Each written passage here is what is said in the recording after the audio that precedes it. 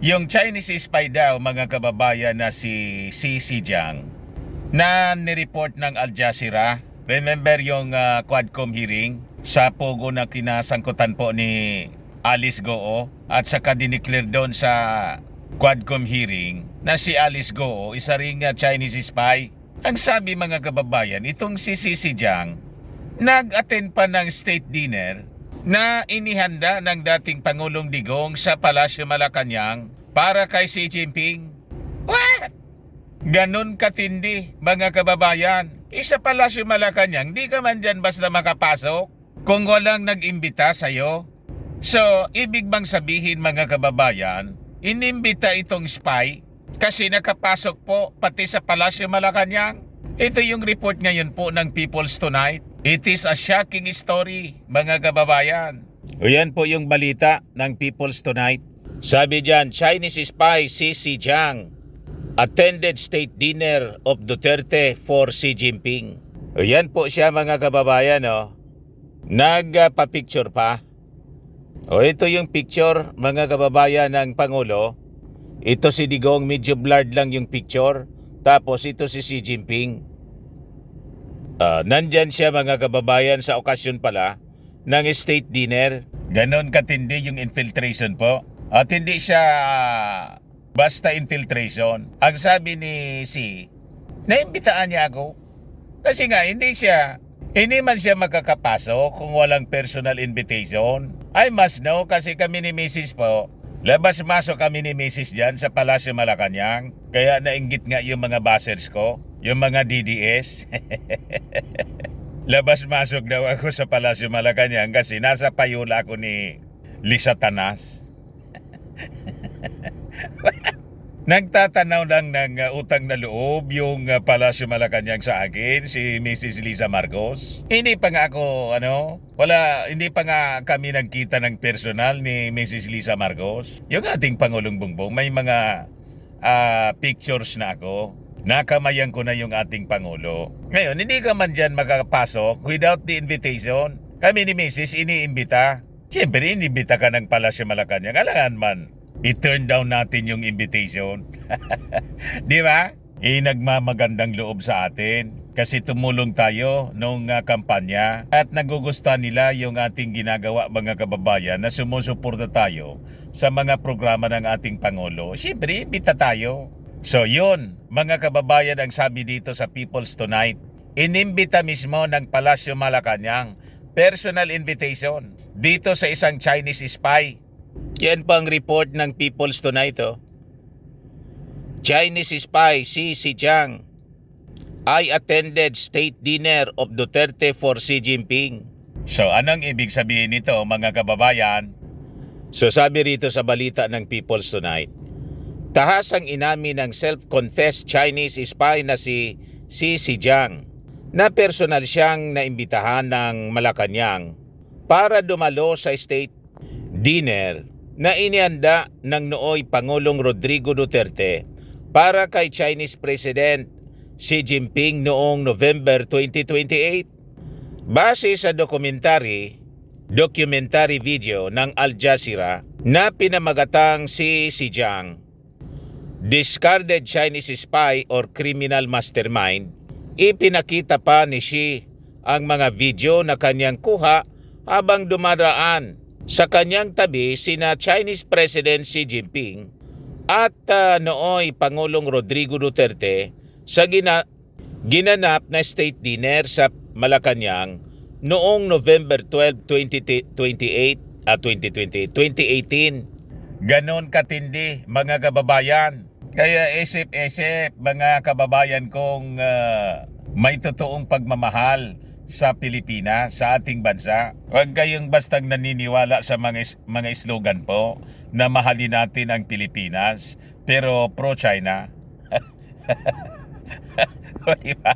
Pagkatapos, mismong yung Chinese spy, mga kababayan, personal na inimbita. Mismo yung pag-amin niya, mga kababayan. Ipinakita rin ni Xi ang kopya ng imbitasyon ng Malacanang sa kanya.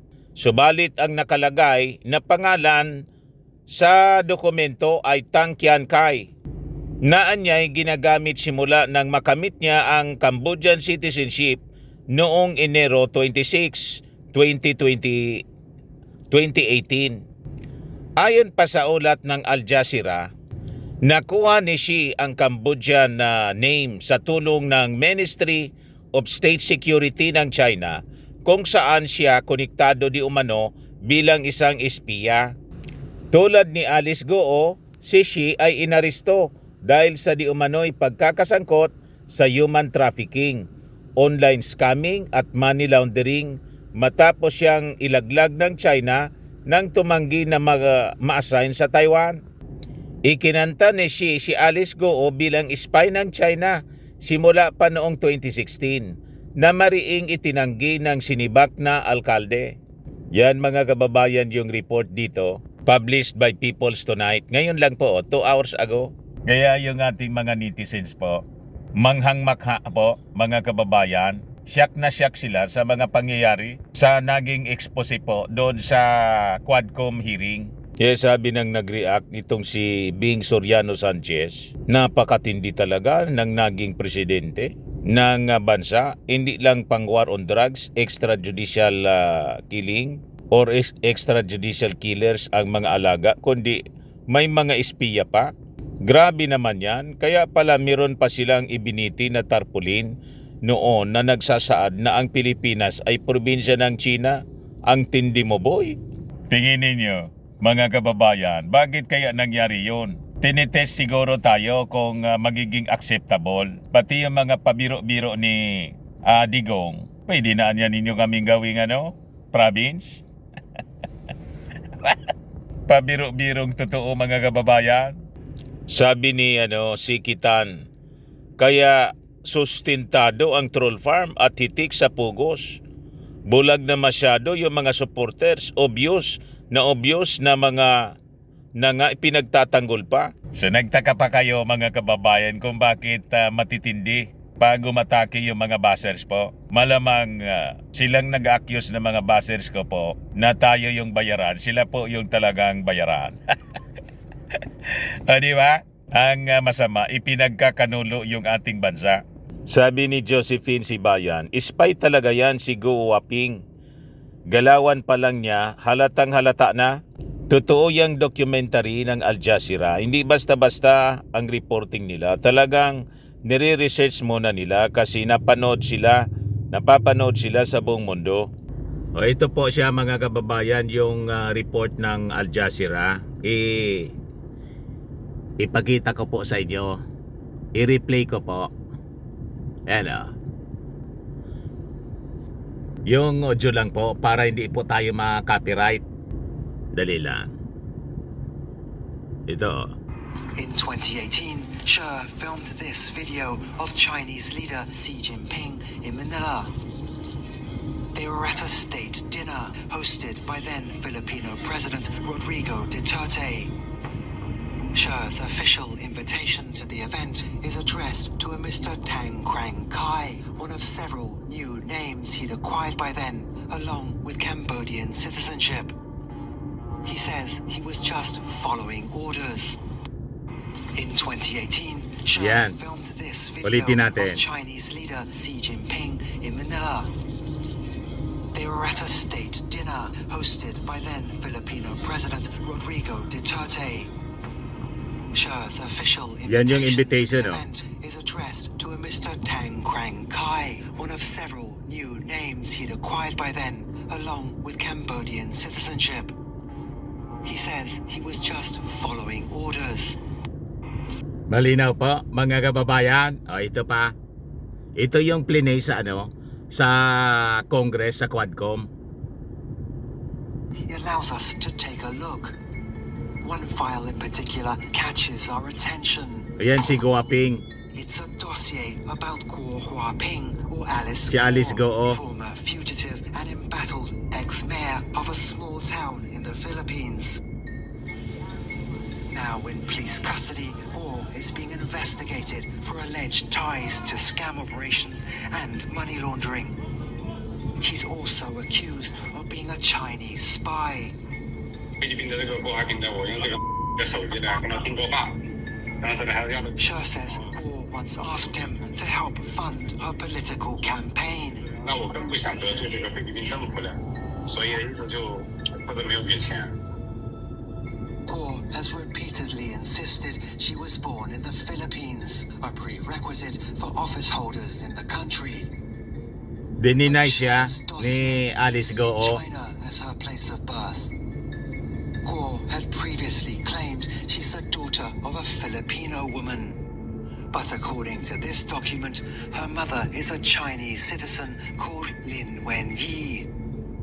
The dossier also lists a family address in China's Fujian province.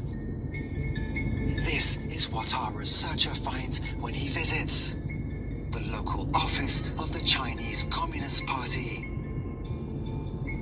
At Sa'yo a yung nearby pline village, sa Congress po? residents shown photographs of Guo recognize her as the daughter of Lin Wenyi, the same name that appears in Sher's dossier. They say Guo was born here and only moved away towards the end of 2002. Ayun.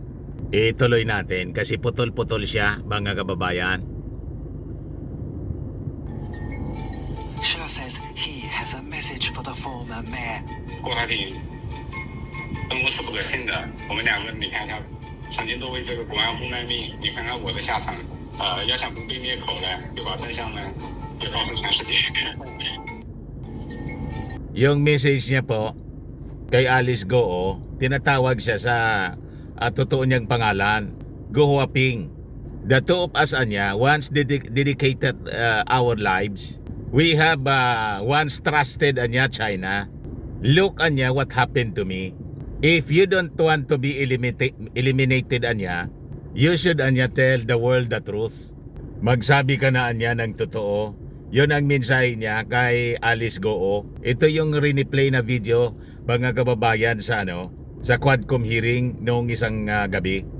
O ngayon, as you know, during the Quadcom investigation po, Quadcom hearing, naging matigas po si Alice Goo. Ayaw umamin po.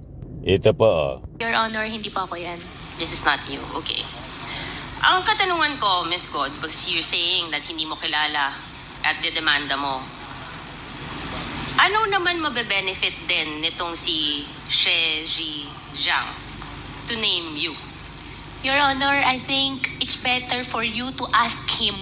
Kasi siya po yung naglabas ng video. So siya po nakakaalam anong makakapag-benefit po sa kanya. Definitely, hindi po ako spy. Okay. Relax ka lang. Bakit ka galit?